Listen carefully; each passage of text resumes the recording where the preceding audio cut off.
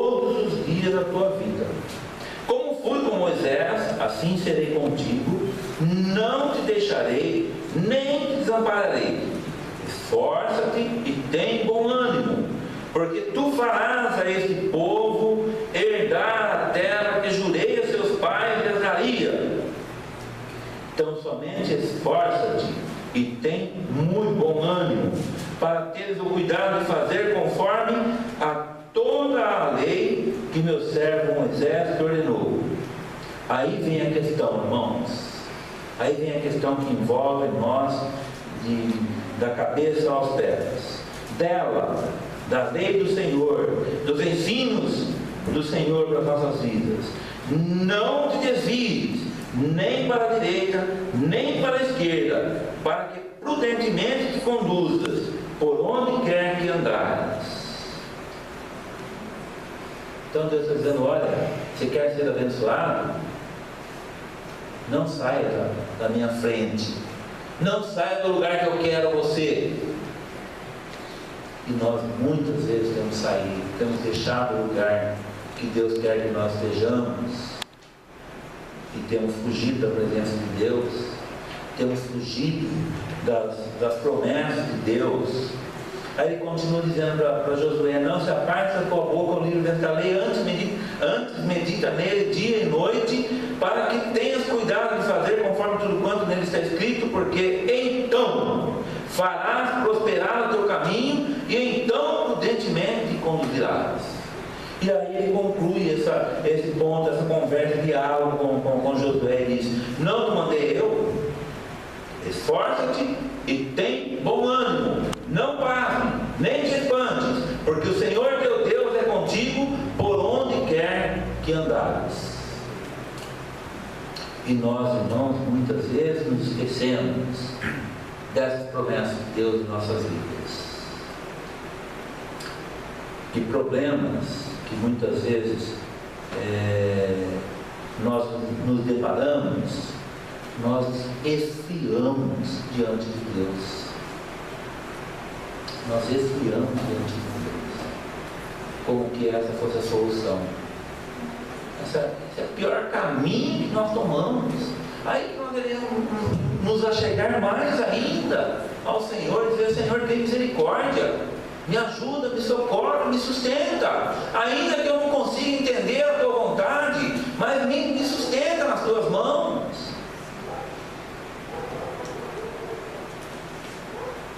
Quantas vezes nós vemos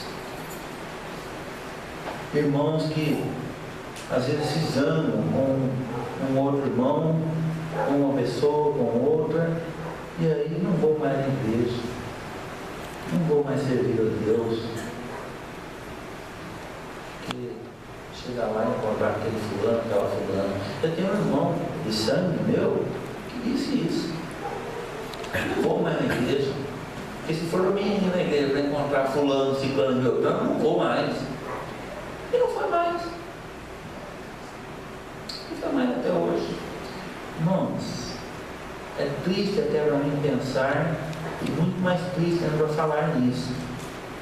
Mas só os irmãos vendo o que esse meu irmão passa na vida.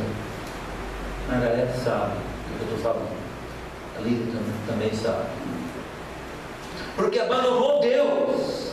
Ele disse que não. Não, eu não abandonei Deus. Eu tenho minha comunhão com Deus. Mas irmãos, comunhão com Deus não é comunhão em casa só, não. Comunhão com Deus é aqui na igreja também. Você abandonou a igreja por quê? Porque não gostou da casa do pastor? Não gostou do olhar do irmão, de uma palavra do irmão? Não gostou de alguma coisa que foi feito? Você não gostou da atitude de Deus com relação a certa situação que você passou na tua vida, que você está passando na tua vida? Não é o caminho se distanciar de Deus. O caminho é se aproximar de Deus e clamar ao Senhor, misericórdia, Pai, me ajuda, me socorre. E nós fazemos ao contrário. Nós desviamos das bênçãos de Deus, nos revoltando com Deus, abandonando a obra de Deus, deixando de orar a Deus e deixando de fazer coisas que Deus exige de de cada um de nós para que Ele possa nos abençoar. E uma coisa que eu coloquei aqui muito interessante, né? Quando nos afastamos de Deus, nós nos revoltamos, porque aí Ele se distancia de nós. Então eu coloquei aqui, é o que o texto diz, né? Quando nós nos afastamos de Deus, ficamos mais revoltados ainda, porque a gente percebe que Deus se afasta de nós. Deus não vai em busca de nós, né? Você quer fugir? Foge. Quer fugir da minha presença? Foge. Né? Você não quer mais me glorificar? Não glorifica. O problema é teu. Ele não vai correr atrás de você, pegar você à força e trazer para a casa do Senhor para glorificar o nome dele. Não. Ele não vai fazer isso. Mas eu coloquei uma observação aqui: o afastamento nunca inicia em Deus. O distanciamento do homem com Deus, ou do homem de Deus, nunca inicia em Deus, irmãos. Sempre iniciou no ser humano, sempre inicia no ser humano e sempre vai iniciar no ser humano. E o ser humano precisaria aprender que não é esse o caminho, não é deixando de cultuar a Deus, deixando de orar a Deus, deixando de buscar ao Senhor em espírito e verdade, que nós vamos conseguir sair, que nós vamos conseguir levar vantagem nessa ou naquela situação. Então que Deus tenha misericórdia das nossas vidas e esteja nos ajudando. Nós devemos sempre ir de encontro com o Senhor, ir de encontro a Deus para recebermos as bênçãos, e principalmente quando as coisas não vão bem. Quanto mais nós precisamos de Deus, mais nós nos distanciamos de Deus, porque estamos revoltados, ficamos chateados com Deus. Tem até um livro que eu tenho falado para os irmãos, não sei quantos já leram aqui, Decepcionado com Deus. Alguém já leu esse livro? Levanta a mão, por favor. É um livro, irmãos, que a pessoa tem que ter um pouco de maturidade espiritual para ler, porque é um livro pesado para a gente ler. É um livro que mostra uma realidade que nós não queremos admitir, que nós não queremos assumir. Ele aponta o dedo para o nosso nariz, e nós não gostamos que ninguém aponta o dedo para o nosso nariz. Alguém gosta? Eu não achei ninguém ainda que gosta disso. E o livro aponta. E o livro mostra: mas a falha não está em Deus, está em você. Se você não está sendo abençoado, o problema não está em Deus, nunca está em Deus, está em você. Salvo se Deus tiver um propósito especial na tua vida com alguma situação, e muitas vezes Ele tem. Mas para nós sabermos disso, é só nós buscando o Senhor em espírito e em verdade. Aí o próprio Espírito Santo de Deus vai nos acalmar, vai nos dar paz de espírito e dizer: ó, calma, que Deus está realizando um propósito na tua vida, ou através da tua vida, que você vai ser um instrumento valioso nas mãos de Deus. Mas vira e regra, nós nos distanciamos de Deus, e aí a situação é muito pior, porque nós falhamos com Deus, mas Deus nunca falha conosco, né?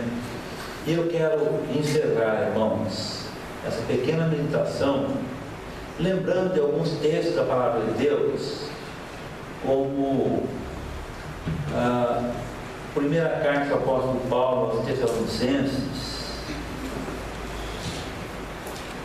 Primeira carta do apóstolo Paulo aos Tessalonicenses,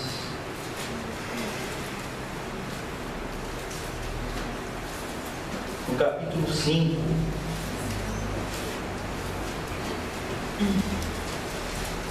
capítulo 5 de 1 Tessalonicenses, nós temos ali no verso 17 e 18, diz assim, 16 também, né?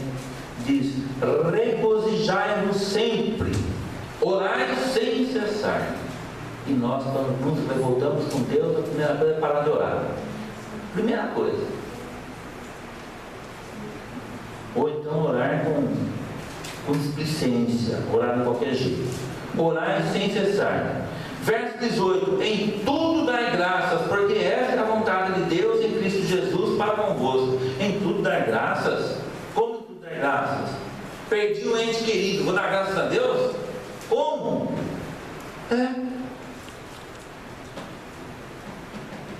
É para dar graças a Deus. É fácil? Não é para dar graças a Deus. Sabe por quê? Porque Deus criou.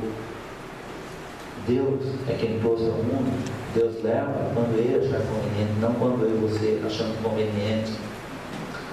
Eu, conversando com um pastor esse dia no telefone, ele me disse: nossa, não, no telefone não, foi por e-mail. Nossa, faz tempo que não se vê e tal. E perguntou como estava. Eu disse: tá tudo bem, salvo a dor da separação, que é triste, difícil e tal. Ele me disse uma coisa muito importante, que quando eu li aquilo eu chorei. Ele disse: agora é o momento de você agradecer a Deus, porque Deus colocou você na vida da tua mãe e deixou que você vivesse 56 anos com a tua mãe. Eu olhei aquilo e falei: meu Deus, pura verdade, pura verdade. Como foi bom. Alguns têm muito menos tempo com as mães e lamentavelmente muitos não honram pai e mãe. Quando estão juntos, não honram pai e mãe. Depois, quando morrem, aí vai lamentar. Porque não respeitou, porque não amou, porque não honrou. Mas a palavra daquele pastor foi uma palavra muito forte para mim. Não que eu estivesse revoltado com Deus, absolutamente. Muito pelo contrário. Mas aquela palavra dele realmente mexeu comigo. Ele disse: olha, agora é o momento de você agradecer a Deus pelo período que você teve com a tua mãe, pelo período que você teve a tua mãe viva. E nós, normalmente, nós invertemos as coisas. Nossa, como está duro, por que Deus permite isso? Por que Deus tirar justo agora, nesse momento difícil da vida, tirar fulano, ciclano, beltrano? Por que Deus permitiu tal enfermidade em tal pessoa? Né? A Lília perdeu a mãe dela, ela era novinha, tinha 8 anos. Mas por que Deus foi permitir isso? A Lília perdeu a mãe com 8 anos. Mas glória a Deus, porque a Lília está aí, e a Lília hoje serve a Deus, e glorifica a Deus, mesmo com saudade, mesmo achando falta, mesmo querendo ter um tempo muito maior, querer ter tido 56 anos com a mãe dela. Ela não teve. E quantas pessoas, vocês têm certeza de muitos irmãos aqui, quantas pessoas queriam ter muito mais tempo com a mãe, com o pai e não tiveram? E outros que tiveram a oportunidade fugiram, não honraram, não glorificaram a Deus, a oportunidade abençoada que tiveram. Então, queridos, a palavra de Deus diz: em tudo dá graças. Se você acha que está perdendo, engano. Conversando com o doutor Reinaldo, que a irmã Zuleika conhece, quando eu contei para ele que a minha mãe havia falecido, ele disse: graças a Deus, ela foi pegar um lugarzinho que era só dela lá, né? Ninguém podia mexer naquele lugarzinho lá. Aquele lugarzinho estava separadinho para ela, era dela, para ela lá. E eu comecei a pensar nisso. Que coisa deliciosa poder pensar nisso, né? E será que eu e você podemos pensar nisso com relação aos nossos entes queridos, com relação a nós mesmos? Será que Deus, que o nosso lugarzinho está lá reservado e está livrinho para nós, no momento quando Deus nos levar? Para nós pensarmos, João 15, 7 diz: se eu estiver em vós e vós em mim, pedireis tudo o que quiserdes e vos será feito. Mas escuta, isso não é verdade. Tanta coisa tem pedido para Deus e não tem acontecido. cabe muito bem uma avaliação da situação toda. Por que é que eu não tenho conseguido?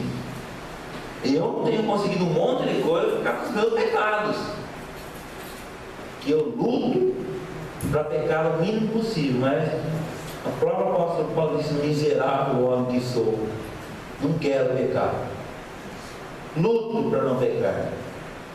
Eu só quero fazer o bem, mas não consigo fazer. O mal eu não quero fazer, mas esse, quando eu me vejo, eu estou fazendo mal. E nós nos revoltamos contra Deus, ou nos revoltamos com Deus, quando alguma coisa não vai bem da maneira como nós queremos, né? Tiago capítulo 4, verso 3 diz: pedis e não recebeis.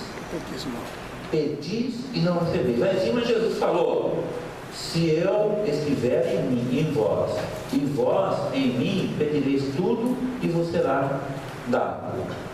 Aí Tiago diz: pedis e não recebeis. E aí?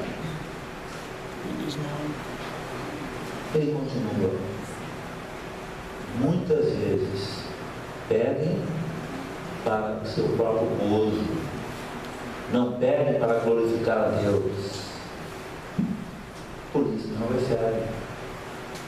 Então, irmão, nós precisamos avaliar por que nós não estamos sendo mais abençoados do que nós estamos.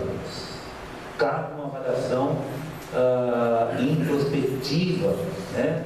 Para a gente pensar seriamente nisso. A palavra de Deus diz para nós fugirmos do mal sempre, e não só fugir do mal, mas fugir da aparência do mal. 1 Tessalonicenses capítulo 5, verso 22, né? Abstemos de toda a aparência do mal. E finalmente o verso 23 diz: e o mesmo Deus de paz vos santifique em tudo, e todo o vosso espírito e alma e corpo sejam plenamente conservados, irrepreensíveis para a vinda do Senhor, de nosso Senhor Jesus Cristo. Irmãos, o grande problema é esse. O grande problema é que eu e você estamos quase sempre em falta com Deus. E fica aqui um conselho para cada um de nós, inclusive para mim também, um conselho da palavra de Deus: nunca se afastar de Deus quando os problemas surgem. Porque Deus não está nem aí comigo. Está sim, vai em busca de Deus. Aqui ele disse que o povo de Israel se afastava de Deus, Deus se afastava dele. Quando eles se aproximavam de Deus, Deus se aproximava deles. Disse que eles ficavam um tempo sem Deus porque não buscavam a Deus. Mas quando caíram na real, quando caiu a ficha para eles começaram a buscar Deus, e Deus estava prontinho para atender. Voltou? Tá bom, tá jóia, pode vir que eu estou te esperando. Deus está dizendo isso para mim e para você: vem, eu estou esperando. Você não está sendo abençoado? Vem buscar a bênção, está aqui, vem buscar. Não, Senhor, traz para mim. Não, vem buscar. A grande questão é essa: nós queremos que Deus dê a bênção na nossa mão, não queremos ir buscar a bênção, porque ir buscar a bênção significa, implica em necessidade de uma vida de santificação, e uma vida de avaliação se estamos vivendo de acordo com a vontade de Deus ou não. E quando nós fazemos isso, nós nos pegamos em falta com Deus, e nós vemos que por qualquer motivo nós desanimamos. Aí não vou mais na igreja, aí não vou mais orar, aí não vou mais ler a Bíblia, não vou mais louvar o Senhor, não quero mais ouvir falar com Deus, não quero mais nada com Deus, porque Deus não está nem aí comigo. Irmãos, quanto mais a pessoa pensar nisso, pior fica a situação. Como você encontra com Deus? Está difícil a vida? Corre diante de Deus. Senhor, tem misericórdia, socorre. Está difícil, tocar, me ajuda. E ele diz: pode vir que eu te ajudo. Será que você acreditamos na palavra de Deus? Quando ele diz: pode vir que eu te ajudo? Que Deus abençoe cada um de nós e nos ajude a entendermos que se há falha, irmãos, não é em Deus, a falha está em nós. E jamais nós devemos nos afastar de Deus quando as coisas não vão do jeito que nós queremos, quando as